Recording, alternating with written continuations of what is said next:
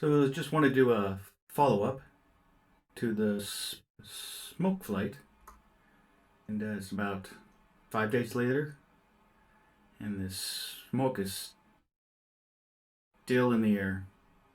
But we have some cloud cover, and I want to bring out the little droney here and pop it up in the air and see how high we can go before we kind of lose sight of it, or it loses sight of us. So just gonna launch here from the church across the street and see how it see how it looks up there again.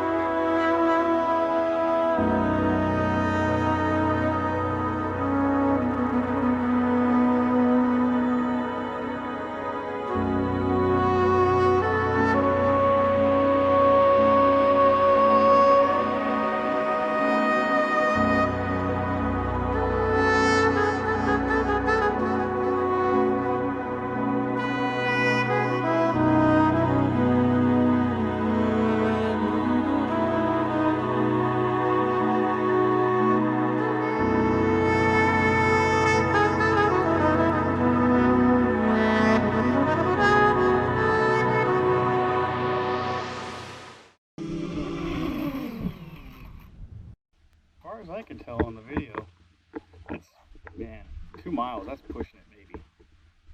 But looking straight up, there's blue sky out there, and I mean, this would be a normal VFR day, but today it's just the smoke layer is just really kind of suppressed and hanging out in the valley. I can hardly see South Hill over there, but yeah, still kind of smoky. So not really good days for flying, but I got a video coming out. We're going to be getting back into wrenching season again, so I got another video kind of go over a description operation of flaps on the Cessna. So stick around, that one should be coming out soon. So but yeah, this is just an update on the smoke conditions in western Washington. See you.